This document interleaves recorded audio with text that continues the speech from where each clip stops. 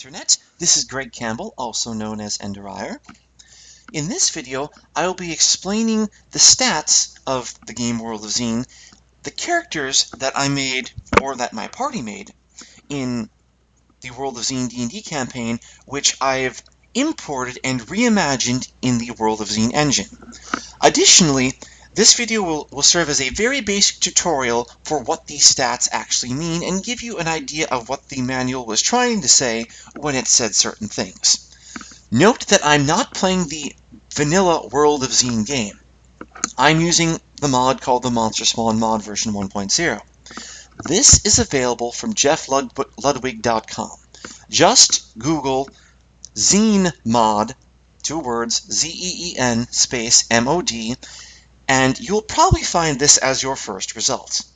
Now, I've taken the liberty of already creating characters, the characters that I intend to use, and here we are. Beautiful Vertigo.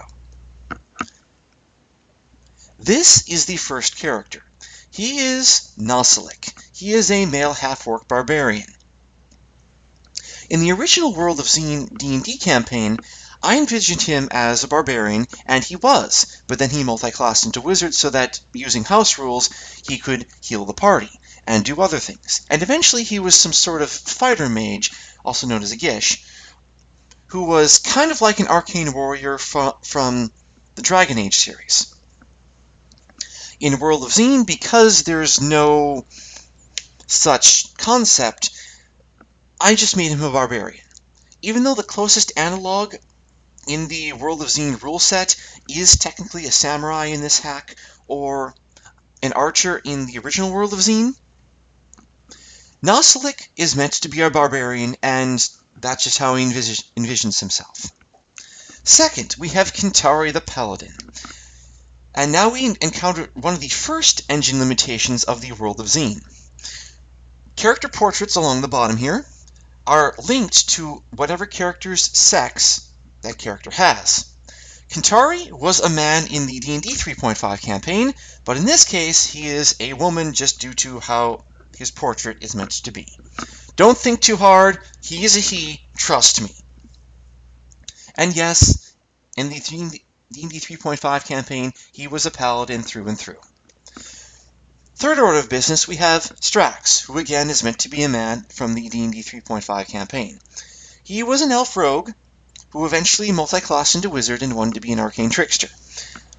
Same thing that went with Nosalik goes for Strax here now. I'm focusing on him being a robber, in this case, because there are locks, and they must be picked. That is pretty much the sole reason I have Strax in this party right now from a purely mechanical perspective. Next, we have Vel, the female elf wizard, and this is actually an accurate representation of what happened in the D&D 3.5 campaign. She was an elf, and she was a wizard. She was also very, very new to this concept of tabletop role-playing, and apparently a lot of games in general, so she played her wizard somewhat like a barbarian berserker. There is one notable story wherein she charged at a skeleton riding her mule as far as she could, dismounted, and then charged on foot to swing at the skeleton. We're not exactly sure if she actually hit, but for the sake of making things funny, let's just assume that she threatened a critical hit and actually crit the sucker to death. Congratulations, Vel. Your non-standard style shall live forevermore, or at least for a few more years, in our hearts. Next, we have Binzero, the male human priest. In the D&D 3.5 campaign, Binzero was the cohort of Kintari, because Kintari had the leadership feat. There is no such thing here, so he's just a separate character. Binzero was a pretty much full-on cleric. Eventually became a radiant servant of Palor so that he could destroy undead much, much better. In this game, he's doing his job just like he did in D&D 3.5. He's healing people, removing status elements, and keeping the party alive. And occasionally casting things to move the party around. And finally, we have Bodynock. Whee! I was the game master of this campaign, and this was also one of the characters that I ran. This was actually a male Strongheart Halfling wizard. The party called him a pyromaniac, but he was not that much into destructive direct damage. I chose the female for this character because this is the happiest looking gnome portrait I could find. The only male portrait this game comes with is of a surly, bearded guy who did not fit the character of Body Knock at all. So, let us examine these stats. Might is your pure, raw physical strength. The higher this is, the more likely you are to deal lots and lots of damage, and in some cases, break down walls. Intellect. This affects your arcane spell points, or rather, your spell points from arcane spellcasting classes. That is specifically Wizard, or Sorcerer in the original World of Xeen, Archer, or Samurai, and Druid. Personality affects your spell points from Divine classes. Therefore, it affects the spell points of the Paladin, the Cleric, and the Druid. Endurance. The more of these you have, the more hit points you will have per level. Speed. Speed is perhaps the most or second most important stat in this game. He who goes first is guaranteed a turn. And in the case of my casters, namely Vel and Body Knock, if they go first and annihilate the opposition, I win with a minimum amount of hurt to myself. Otherwise, I have to sit through enemies attacking me, and that's more painful. Accuracy. This determines if a physical blow will hit. To my knowledge, this has no effect on whether a spell will actually land. Luck. This governs two main aspects. First, for people with thievery, namely robbers, ninjas, and in this hack, anyone who is able to purchase the thievery skill from a guy in Vertigo, the higher your luck, the more likely you are to unlock a lock when prompted. The second functionality of the luck stat is to act as a saving throw. For example, instead of taking full damage from an attack, like a spell, you might take half damage, or 3/4 damage, or something less than full damage. This is good because in this hack, the difficulty has been raised, and I'd like my party to live. Age. This is not a common stat in RPGs nowadays. However, in this game, your age determines your stats. Eventually, if you go through this game long enough, your character will age. He'll become 19, 20, 21, 22, and so on. It's possible that these characters will die of old age, and even if they don't die of old age, they can get their stats deteriorated just due to them being very old. The only other game that I know of outside the Might and Magic series that does something like this is Final Fantasy V with its old condition. Back to World of Xeen. There are spells and effects which will temporarily increase your age, and this is a bad thing. And there is a quest on the light side and the dark side of Xeen that will reset your age back to its natural. So, for example, if Noslik here were to gain 10 years from casting a spell, or because someone hit him with something, he could go on this quest, complete it, and then he would be restored back to his natural age of 18. Level. The higher it is, the generally more powerful you are, and the more experience points and gold, yes, gold, it will take for you to reach the next level. AC is your physical defense. This is your defense against anything that's not a spell, not an area effect. The higher this is, the better. HP, your hit points. This is your ability to not die. If your HP becomes 0 or below, you are knocked unconscious. And if you are reduced to HP at a certain negative level, for example, let's just say negative 100 HP at a certain point, your character will die. Spell points. You need them to cast spells. Resistances. The higher a resistance, the less damage you take from a source. For example, the higher your fire resistance, the less damage you'll take from fire. I'm not exactly sure if this is a one-to-one reduction. For example, I'm not sure whether this fire resist 10 means that I have damage reduction 10 against all fire-based attacks. The game is not very clear on this. Skills. These are the secondary skills of every character. Every race and every class has the potential to begin with at least one secondary skill. For example, the Knight class begins with the Arm Master skill, which increases his accuracy. The Wizard begins with the Cartography skill, which allows him to make an automap. Why wizards begin with this skill specifically, I don't know, but don't think too hard. It's just a game. It's meant here to be fun. Awards are somewhat like achievements or quests complete. Right now I have none, and once we get at least one, I can bring this up again, or you can just assume that I have them because I don't actually need to see them for them to take effect. Experience. This tells me how many experience points this character has, and how many experience points are needed for the next level. Unlike in many RPGs, characters in Might and Magic do not automatically gain levels once they have enough experience points to level up. No. If you have enough experience points to level up, you need to find a trainer, pay him the appropriate amount of gold pieces, and then you'll increase your level. Also, if you have enough experience points to gain more than one level at a time, this screen will not tell you exactly what level you would be if you were to train to your fullest extent. Party gold. Everyone in the party right now has access to this money. Party gems. These are separate from things that are put into inventory. Party gems exist as a form of currency in very rare locations, but they're primarily used in this game for casting spells. Certain spells require a number of spell points and a number of gems. Gems are one use only. Once you spend a gem to cast a spell or for any other purpose, it's gone. Fortunately, gems are found as part of treasure hoards, and sometimes slain enemies will drop some.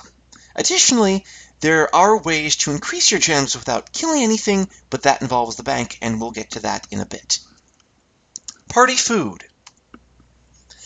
It is necessary in this game for your party to have food in order to regenerate their hit points and spell points upon resting.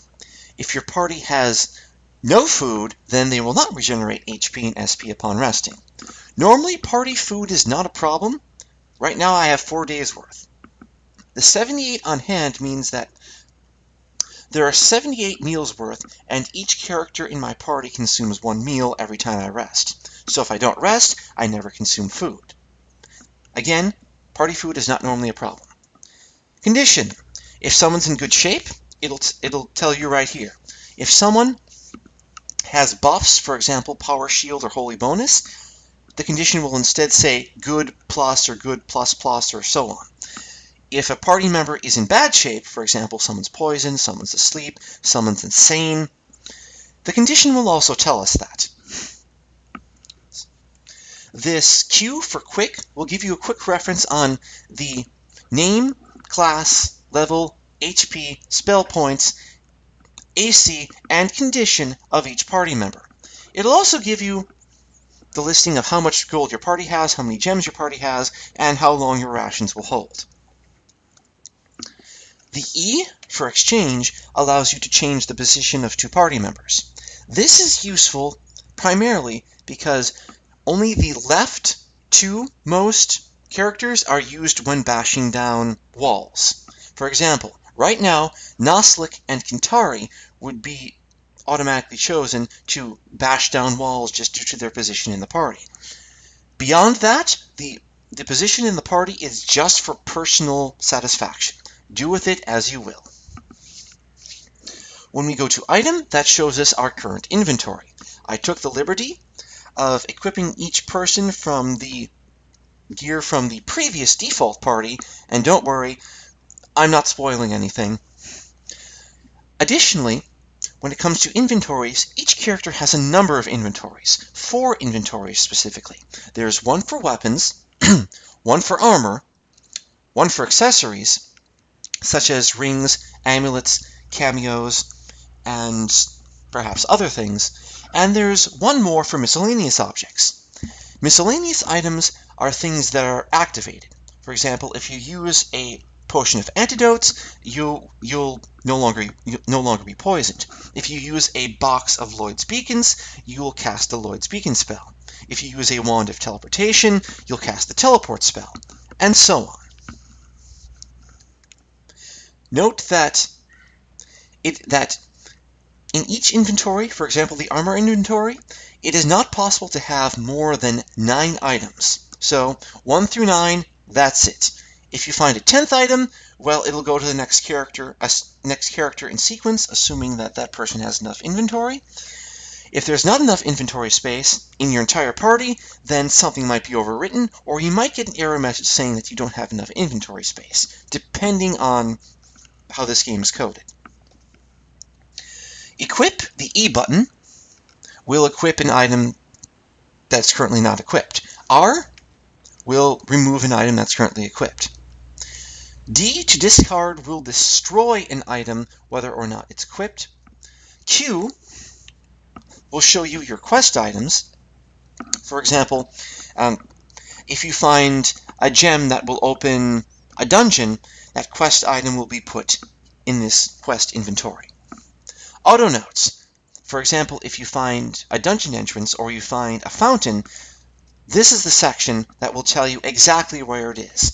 That way you don't have to write down in your own notebook where every little thing is. Going back to the inventory. Yes, going back to the inventory, there is one important thing to keep in mind when it comes to your inventory. Not every class can equip every item, and sometimes what items each class can equip are just seemingly very, very arbitrary. For example, the Barbarian class in this hack, and perhaps also in the base World of Xeen, cannot equip every weapon. Interestingly, the Barbarian gets no spells, he gets no thieving skills, and all he can do is hit and take damage, and use items. So, I don't get why people chose that to be that way, but so be it.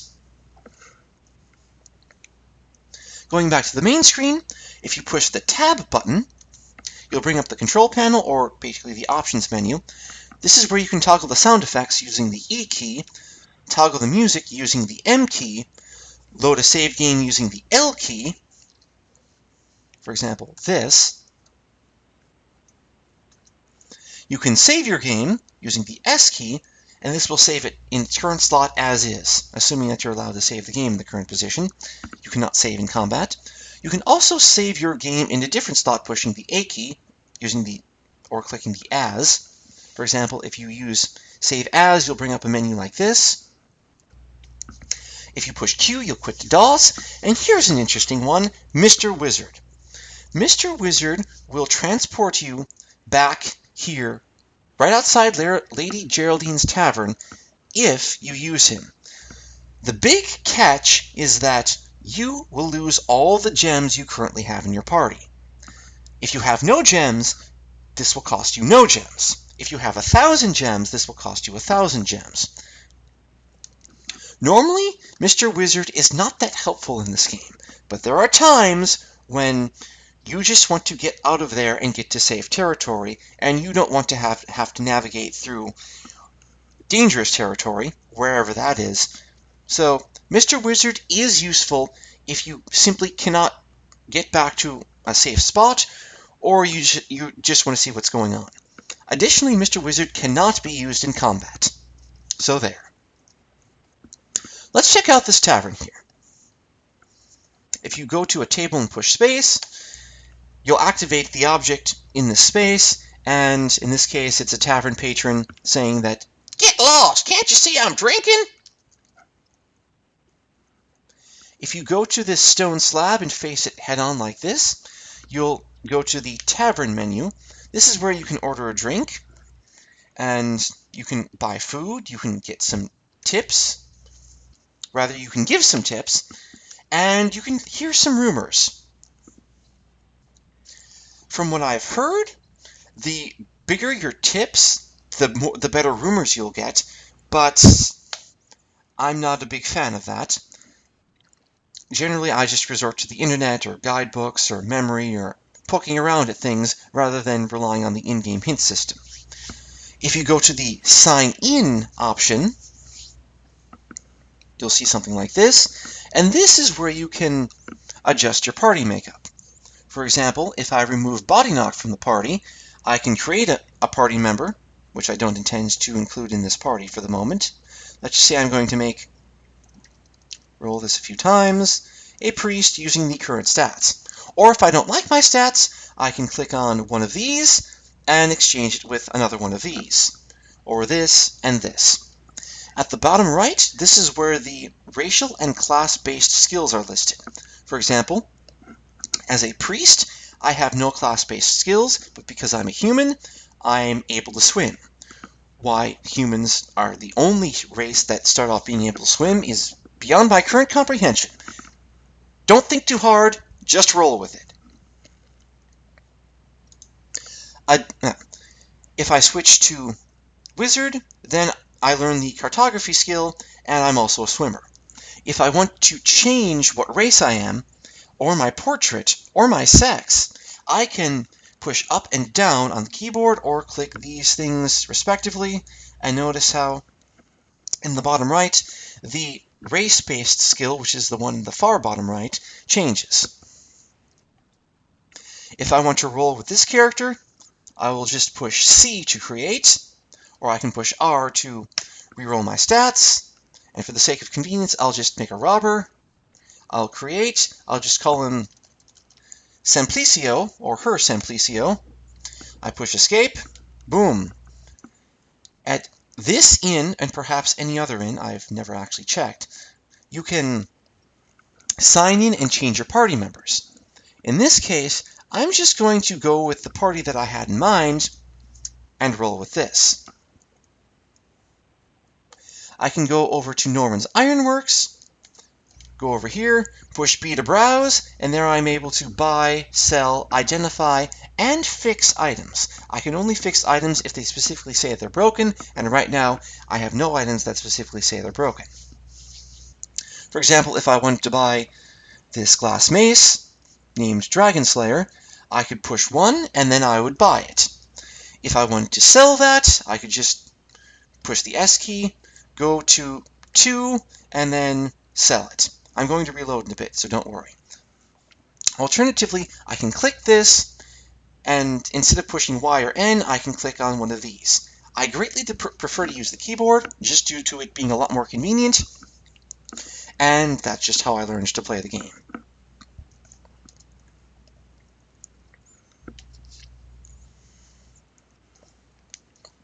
Additionally, in the top right, if you push the plus key or the equals key right next to your backspace, this will toggle whether it shows the auto map or the mini map. If you push the M key, this will show the full-on map as much as it's allowed to display for the current area. In Might and Magic 4, which is the light side, most of the maps will fit inside one view, one 64 by 64 map, or 32 by 32, I'm not sure offhand. On the dark side, there are a lot of maps that will simply not fit, and once you get to the border of such a map, according to your current view, it'll just scroll to display whatever's allowed to display centered around you. The arrow on the minimap and the map will tell you which way you're facing, in this case west. The X and Y will tell you the respective X and Y coordinates of this map, and if you just go around here, you'll see a variety of places to go. This is the mirror portal. If you go to it and push space, you're able to go to a variety of locations. We'll handle that in a bit. Now we're going to a very special place, which is called the bank. At the bank, you can deposit gold and gems. These will remain in the bank until withdrawn, or until you stop playing the game and forget about it. The main point of the bank is to accumulate interest on your gold and gems. Each of these gold and gems accounts will accumulate 1% interest at the end of each in-game week. This number is only checked at the end of each week. Therefore, if you were to, say, withdraw all of your money 2 days before the end of the week, and then put it in the last day of the week, whatever you put in the last day of the week would count toward the interest. Why this is important is because you could, for example, deposit all your money. Let's just deposit everything I have. And then rest for a week and gain 1% interest.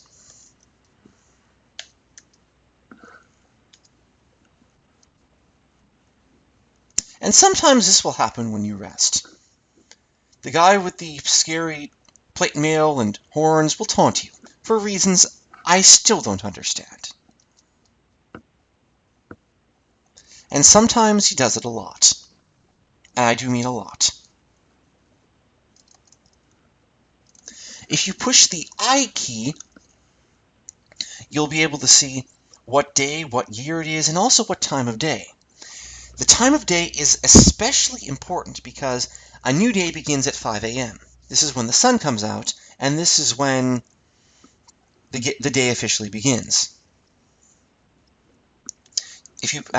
Also on the I menu, you can see what day of the week it is, so Wednesday, Tuesday, Thursday, Thursday, and so on, all the way up to Wednesday, and then it repeats. In this hack, there are 240 days in a year, whereas in the original World of Xeen, there are only 100. This is perhaps because in this hack, you're expected to take much longer in game time to complete the game.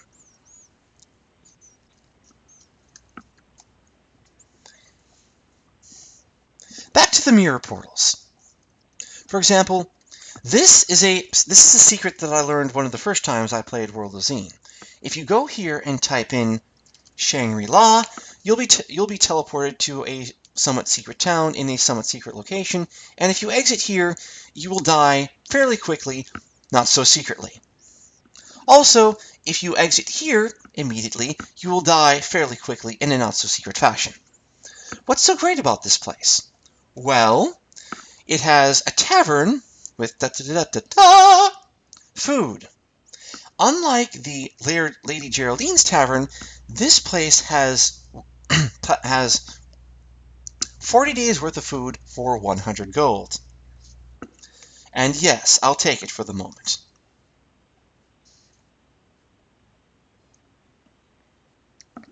Additionally, and more importantly, the Arm & Hammer Smithy has a lot of higher-end equipment. From what I can tell, equipment is randomly generated when you at the start of each week, and it's viewable once you go to any blacksmith or vendor. Now,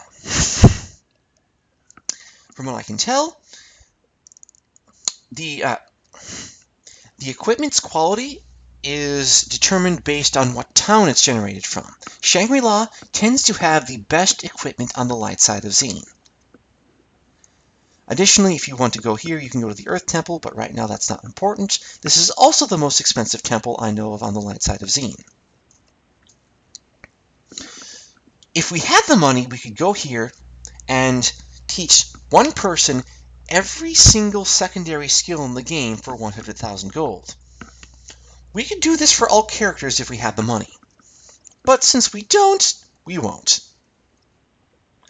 Right now, this is where you can buy any spell in the game if you're a member. Well, how do we become a member then? Go to the Visitor's Welcome Station. Talk to her by pushing space on this object. She'll tell you something, and then everyone gets put on the guild roll. And just to show you that it's actually happening, I push F1 to look at Nostalic's character sheet. I go to the awards and I click on it, or I push enter, and boom, Shangri-La Guild member. I go back here, public library, and even though it's called the public library, you still have to pay for all of your spells. If I go to a person who cannot cast spells ever, it'll just tell you that. But if I go to another person who can cast spells, it gives me a full list of spells that they can learn, and by extension, cast once they have the spell points and the gems. Unlike in a lot of other games, you don't have to have a specific character level to cast any spell.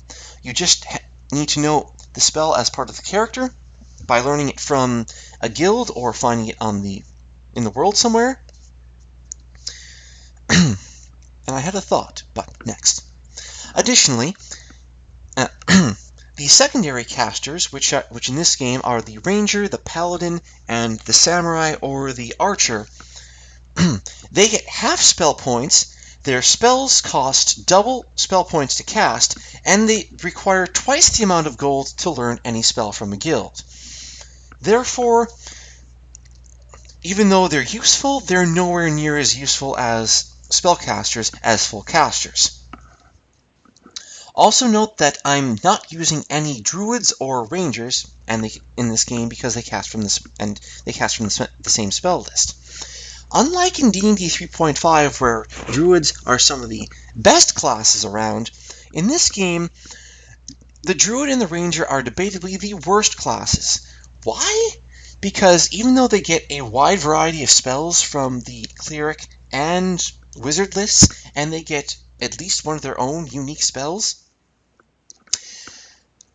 their spell points are determined by the average of that character's personality and intelligence, meaning that you need to have 2 high stats in order to have high spell points. Unfortunately, this means that you're better off normally having either a cleric or a wizard or some other character take this slot. Whereas in D&D 3.5, if done correctly, a druid is a one-man party. A druid in 3.5 mostly needs wisdom, constitution, and depending on the rest of his build, he might need something else. 2 stats that are needed in D&D 3.5 as opposed to just needing 2 stats alone to cast in World of Xeen. And considering that there are approximately all useful stats for a druid in World of Xeen, you're going to be skimping on something somewhere to your detriment. One other note. In World of Xeen, at least in this hack, even though the spell Walk on Water is only normally available to druids and rangers, it's included as part of the spell called Day of Protection, which all clerics and paladins can learn and cast. Therefore, you don't need to have a druid or a ranger in your party, and I'm letting you know this now because I did a sample run going a bit into the game with a druid because I heard it would be useful, and I was disappointed. Scusi? Don't be a druid, be a wizard instead. You'll probably like it far more.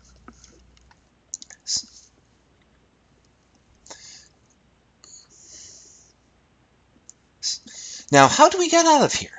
Since there is no portal, we have to rely on Mr. Wizard's help, or we can use some sort of external program to cheat. Since I don't want to cheat, let's go to Mr. Wizard by pushing Tab, then W, then Y for yes. Boom! Back in front of Lady Geraldine's Tavern, and I have 0.0000 gems.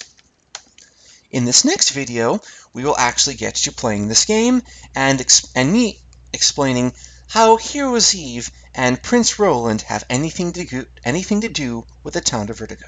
Cheers!